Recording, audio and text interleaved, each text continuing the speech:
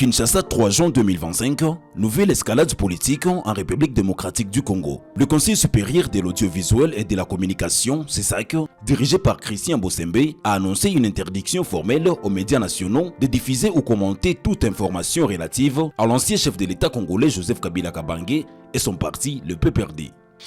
Si aujourd'hui, l'AFC ou le M23, s'ils publient un communiqué, même s'ils reçoivent les Christ, le média qui diffuse ce communiqué sera sanctionné.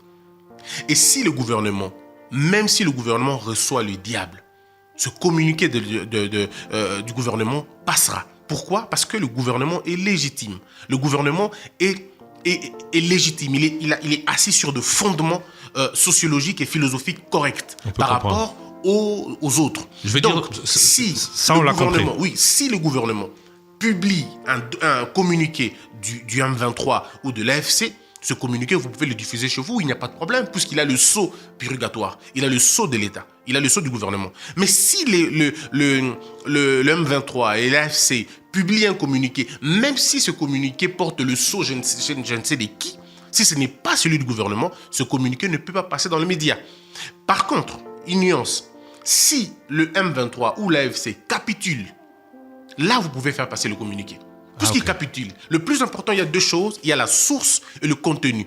Lorsque la source, c'est le gouvernement, il n'y a pas de problème. Lorsque le contenu va dans le sens de la cohésion nationale, en renforçant l'idée du gouvernement, il n'y a pas de problème non plus. Cette décision, qualifiée d'exceptionnelle, intervient alors que Joseph Kabila Kabange séjourne à Goma, dans une région toujours secouée par les conflits armés. Lors d'une récente prise de parole, Joseph Kabila Kabange a critiqué le gouvernement actuel et appelé à un pacte citoyen pour instaurer la démocratie et stabilité. Le ministre de la Communication, Patrick Muyaya, a tenté de minimiser le retour de Joseph Kabila Kabange sur la scène politique, affirmant qu'il ne représente plus une voix crédible. Les réactions de Congolais qu'on a vues abondamment sur les réseaux sociaux disent tout de ce que le Congolais pense. En réalité, le président Kabila est un homme du passé.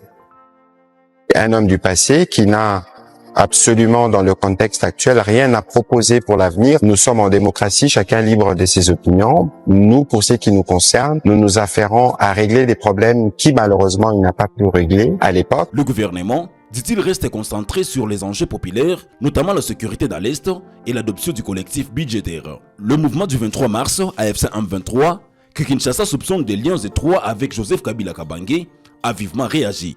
Par la voix de son porte-parole, M. Laurence Kanyuka, le M23 dénonce une dérive autoritaire et un musellement de l'opposition. Cette interdiction survient peu après un tournant historique, la levée des immunités parlementaires de Joseph Kabila Kabange par le Sénat. À l'origine, un réquisitoire de l'auditeur général des forces armées de la République démocratique du Congo visant l'ex-président congolais Joseph Kabila Kabange pour une présumée complicité avec le mouvement du 23 mars AFC M23 soutenu par le Rwanda. Entre ceux qui voient un acte de justice et ceux qui dénoncent un acharnement politique, la tension continue de monter en RDC dans un climat où la liberté d'expression et stabilité institutionnelle semblent de plus en plus fragiles.